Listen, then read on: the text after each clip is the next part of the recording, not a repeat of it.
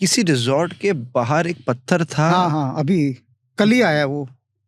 उसमें एक योगी थे। हाँ, कल ही तो आया है। क्या थोड़ा-सा बताइए क्या है ये? अरे कहाँ पर गए आप? एक साधक हैं, अतुल नाम है उनका। उनकी पत्नी डॉक्टर पूनम है। तो उन्होंने ये मोरनी हिल्स है पंचकुला पे। तो 4 साल से वो मेरे ये सुन रहे थे, रामचरितमानस के उपन्यास पढ़ रहे थे।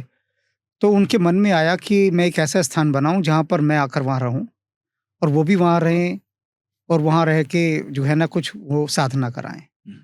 तो उनकी वो जगह पड़ी थी, उन्होंने उसको अपनी पत्नी से कहा कि मैं यहाँ बुलाना चाहता हूँ उनसे। तो उन्होंने कहा, "कब बुलाओगे आप?" उनका बुलाऊँगा तो तब जब मैं मिलूँगा उनसे, मैं तो आज तक मिला ही नहीं। मतलब 4 साल से उसने मेरे से कोई संपर्क नहीं किया। हुँ। फिर उसका एक मेरे पास संदेश आता है कि मैं आपसे मिलना चाहता हूँ।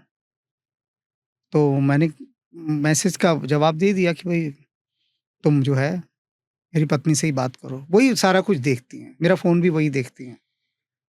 तो उन्होंने कहा ठीक है जब समय होगा बता देंगे। फिर उन्होंने कहा 3-4 बार कहा, फिर मैंने उनको मिलने का समय दिया, दे दिया चलो। तो उसके बाद उन्होंने कहा कि जी मैं आपको एक स्थान पर ले जाना चाहता हूँ। तो वो स्थान जो है ना, आप बस एक बार चल पड़ें। तो मैंने कहा कहाँ है? उन्होंने कहा पंचकुला। मैंने कहा कौन जाएगा वहाँ पे? मैं तो जाता ही नहीं कहीं पर बचता हूँ। तो फिर न जाने रात को क्या हुआ कि मैंने उनको कह दिया ठीक है 2 दिन बाद चलूँगा। भीतर से एक अनुमति आई कि नहीं इसके पास चले जाओ इसके। एक अनुमति मिल गई हनुमान जी की। तो मैंने उसको कह दिया। तो उसकी पत्नी ने 2 दिन पहले जाके पूरे उस आश्रम को सजाया।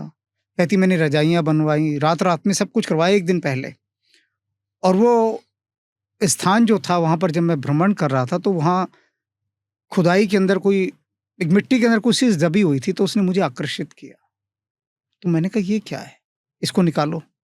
तो निकाला तो मैंने देखा वो जो पत्थर था, वो एक योगी ने पाषाण योनि में जन्म लिया था।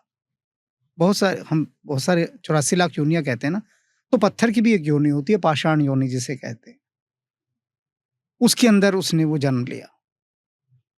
तो मैंने कहा इसका श्रृंगार करते हैं। उनका अभिषेक किया, श्रृंगार किया और जब वो वहाँ स्थापित हुए, तो वो साधक कहने लगा मुझे इस समय ऐसी तरंगे अनुभव हो रही हैं यहाँ पर, ऐसी स्वास्थ्यवर्धक तरंगे।